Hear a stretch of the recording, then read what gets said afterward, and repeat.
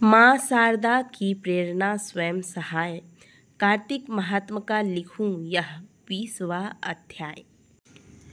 जय श्रीमन नारायण। दोस्तों, स्वागत है आप सभी का आपके अपने YouTube चैनल खुशहाल जिंदगी में। कल हमने कार्तिक महात्म के 19वें अध्याय को श्रवण किया, जिसमें भगवान विष्णु द्वारा छले जाने पर तथा पति व्रत भंग होने की वजह से वृंदा बहुत दुखी होती है। भगवान विष्णु को अभिशाप देकर वह स्वयं को अग्नि में समाहित कर देती है। अब हम आगे के अध्याय को श्रवण करेंगे। आज हम 20वें अध्याय में प्रवेश कर रहे हैं।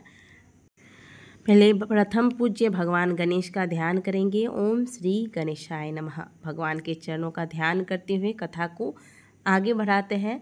बोलिए सभी भक्त वत्सल भगवान विष्णु की जय।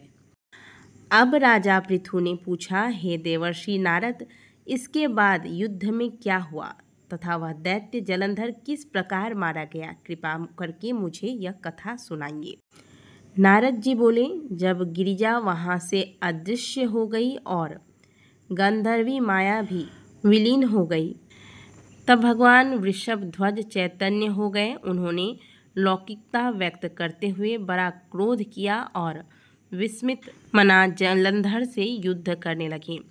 जलंधर शंकर के बाणों को काटने लगा, परंतु जब काट न सका तब उसने उन्हें मोहित करने के लिए माया की पार्वती का निर्माण कर अपने रथ पर बांध लिया। तब अपनी प्रिया पार्वती को इस प्रकार कष्ट में पड़ा देख लौकिक लीला दिखाते हुए शंकर जी व्याकुल हो गए।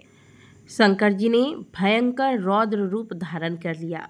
अब उनके रौद्र रूप को देखकर कोई भी दैत्य उनके सामने खड़ा होने में असमर्थ हो गया।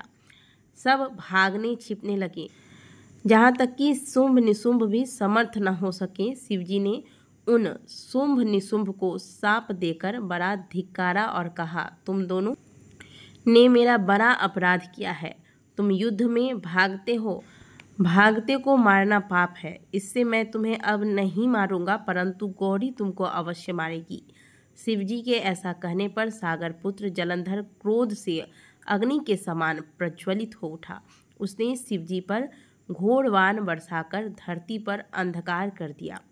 तब उस दैत्य की ऐसी चेष्टा देखकर शंकर जी ने बड़े क्रोध से अपने चरणांगुष्ठ से बनाए हुए सुदर्शन चक्र को चलाकर उसका सिर काट दिया। एक प्रचंड शब्द के साथ उसका सिर पृथ्वी पर गिर पड़ा और अंजन पर्वत के समान उसके शरीर के 2 खंड हो गए। उसके रुधिर से समग्र भूमि व्याप्त हो गई। शिवाज्ञा से उसका रक्त और मांस महारौरव में जाकर रक्त का कुंड हो गया तथा उसके शरीर का तेज निकलकर शंकर जी में वैसे ही प्रवेश कर गया जैसे वृंदा का तेज गौरी के शरीर में प्रविष्ट हुआ था। जलंधर को मरा देखकर देवता और सर्व गंधर्व प्रसन्न हो गए। माँ शारदा की प्रेरणा स्वयं सहाय। इस प्रकार से आज कार्तिक महात्म का 20वां अध्याय समाप्त हुआ। इसमें हमने जलंधर के अंत की कथा को श्रवण किया। अब कल हम कार्तिक महात्म के 21वें अध्याय में प्रवेश करेंगे। कथा को श्रवण करने के बाद हमेशा ही भगवान के नाम का जयकारा लगाना चाहिए। बोलिए सभी जगत के पालनहार भगवान श्री हरि विष्णु की जय। माता पार्वती की जय। माँ वृंदा की जय। हर हर महादेव।